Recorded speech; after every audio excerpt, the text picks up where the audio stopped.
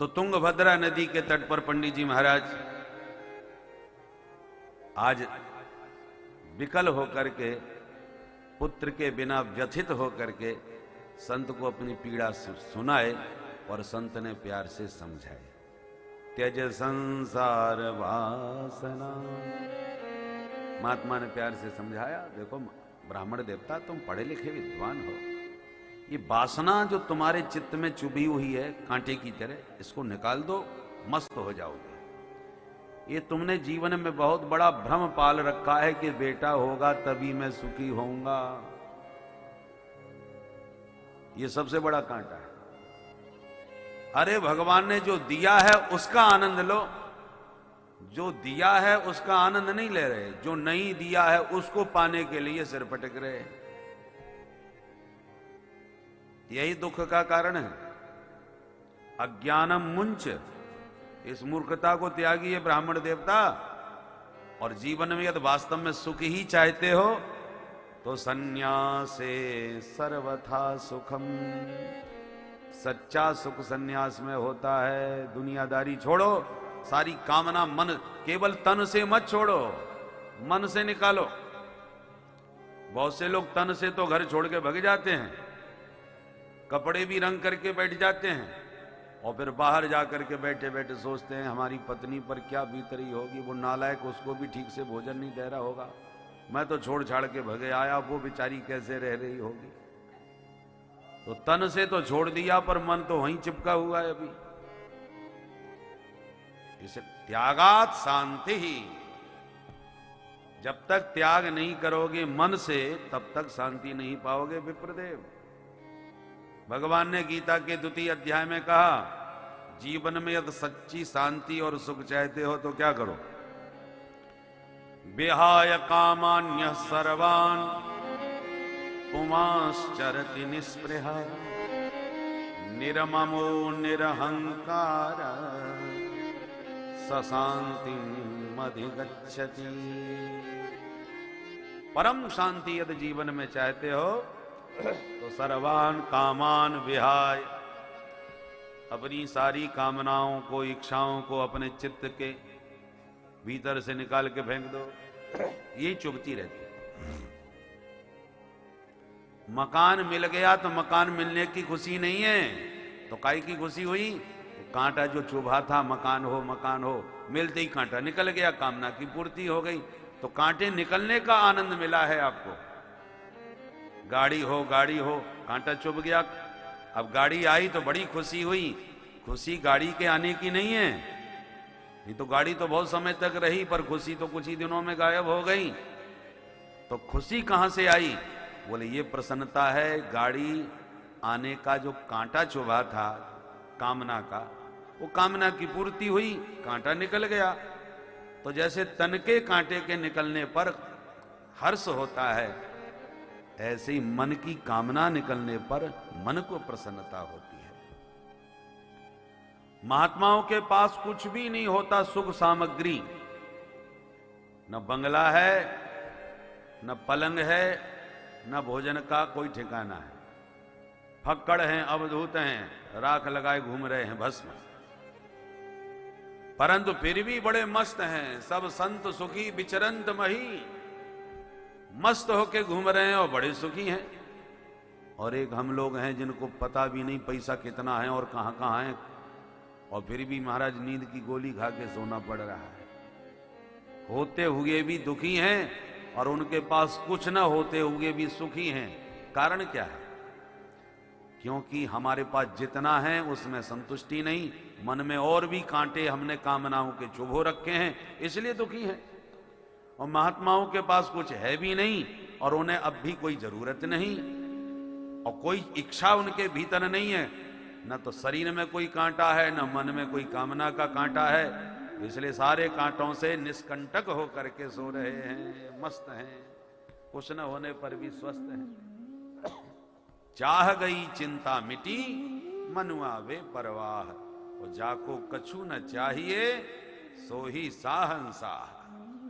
जिसको कुछ नहीं चाहिए वो सहंसाहों का भी सहंसा होता है, मस्त रहता है। देखने वाले भले ही उसको दरिद्री समझे, एक होता है भिखारी और एक होता है भिक्षुक। दोनों में बहुत बड़ा अंतर है। भिखारी के पास भी कुछ नहीं है और एक फकीर भिक्षुक के पास भी कुछ नहीं। अवधूत के पास भी कुछ नहीं है और भिखारी के पास भी कुछ नहीं है। फिर दोनों में अंतर क्या है? भिखारी दरिद्र है और भिक्षुक जिसके पास कुछ नहीं है उसे सब महाराज कहते हैं। महाराज जी पधारे, महाराज जी ने दर्शन दिए। ये काय के महाराज हो गए भाई? बोलो राधे राधे। भिखारी इसलिए भिखारी है कि उसके पास कुछ नहीं है और चाहता बहुत कुछ है। बहुत कुछ चाहता है इसलिए धनवानों के पीछे आशा लिए भागता रहता है। बाबूजी कुछ दे दें, कुछ कृपा कर दें। आसान्वित होकर के श्रीमदांधों के पीछे भाग रहा है, इसलिए वो भिखारी है। और महात्मा उसे कुछ चाहिए नहीं और उसके पास कुछ है भी नहीं। हां, शरीर रक्षा के लिए जितना भोजन चाहिए वो 2 रोटी कहीं से भी किसी के घर से भी मांग लेगा। और किसी ने भिक्षा भी नहीं दी तो वो तो फलाहार करके भी रह लेगा। प्रकृति ने ही बहुत उसे संपदा दी है, फल तोड़ के खा ले। चीराणि किम पथि न संति दिशंति भिक्षाम नैवांघ्रिपा परिभृत सरितोप्यसुष्यन् रुद्धा गुहा किमजितो वतनोपसन्ना कस्माद् भजन्ति कवयो धन दुर्मदान्धा। महात्मा के पास कुछ नहीं है और उसे किसी से चाहिए भी नहीं, इसलिए बड़े बड़े श्रीमान उसके चरणों में नाक रगड़ते हैं। किस लिए? बोले महाराज को सेवा हमारी स्वीकार कर लो। सेवा करने वालों की लाइन लगी रहती है और वो घास नहीं डालता। श्रीधाम वृंदावन में हमारे बड़े भजनानंदी संत श्री चंद्रशेखर बाबा जी महाराज गौड़ीय संप्रदाय के बहुत अच्छे भजनानंदी संत थे। अब तो उनका शरीर पूरा हो गया, तो हम लोग उनके पास जाते रहते थे। परम भागवत, श्रीमद् भागवत की जब भी बैठो ये श्रीमद् भागवत की चर्चा करते थे। कोई भी सेठ साहूकार कितना भी संपन्न हो, उनके यहां गया और रस विरुद्ध कोई चर्चा कर दी या कुछ व्यावहारिक फालतू बातें कर दी तो बाबा तुरंत डंडा लेके भगाते थे और बिना गाली के बात नहीं करते थे, भगा ही देते थे। जबकि उनके पास एक झोंपड़ी भी नहीं थी। जिस कमरे में रहते थे वो उनका एक सेवक था। उसने कहा महाराज जब तक आपका जीवन है प्रेम से यहीं रहो, मैं आपको कभी खाली करने को नहीं कहूंगा और ना आपके काम में कोई व्यवधान डालूंगा, आप प्रेम से रहो। तो एक ने दे दी तो अपने उसी में रहने लगे। पहले भिक्षा मांग करके लाते थे, फिर ब्रजवासियों ने स्वयं भिक्षा देना चालू कर। ब्रजवासियों के अलावा किसी का अन्न नहीं खाते थे भाई। 2 जोड़ी कपड़े ज्यादा से ज्यादा, मस्त महात्मा, और क्या चाहिए।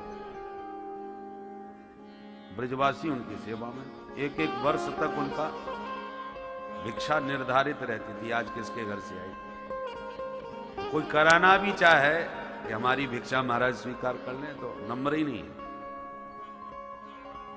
तो महात्मा के पास कुछ नहीं है, पर ठाकुर जी ने प्रबंध पूरा किया है और उनको किसी से कुछ पाने की इच्छा भी नहीं है, इसलिए बड़े बड़े धनवानों को फटकार के भगा देते हैं। जरूरत ही नहीं होने किसी की। निष्कामता बहुत बड़ी शक्ति है। जहां कामनाएं आपके भीतर घुसी कि आप गुलाम बन गए,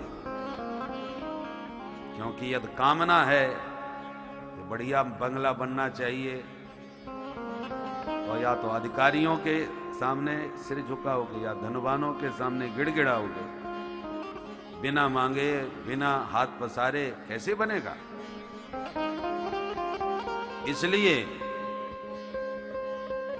भिखारी वह है जो कामना का पुजारी है, वासना का पुजारी है। इसलिए अपनी कामनाओं की पूर्ति के लिए उसे लोगों को मनाना पड़ता है, रिझाना पड़ता है, हाथ पसारना पड़ रहा है, इसलिए वो भिखारी है। और महात्मा वह है कि भले ही उसके पास कुछ नहीं है पर वो किसी से कुछ चाहता भी नहीं है, इसलिए बड़े बड़े राजा महाराजा धनवान श्रीमान उसके चरणों में नाक रगड़ते हैं। वो स्वयं आशीर्वाद देता है, हाथ पसार के उनसे कुछ मांगता नहीं। इसलिए वो महात्मा है, महान आत्मा है। सहनशाह का सहनशाह बन करके मस्त रह जाता है, तभी तो सम्राट चरणों में सिर झुकाते हैं।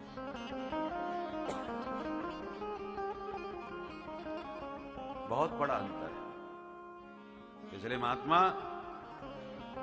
सन्यासी ब्राह्मण को समझा रहा है, ब्राह्मण देवता, संन्यासे सर्वथा सुखम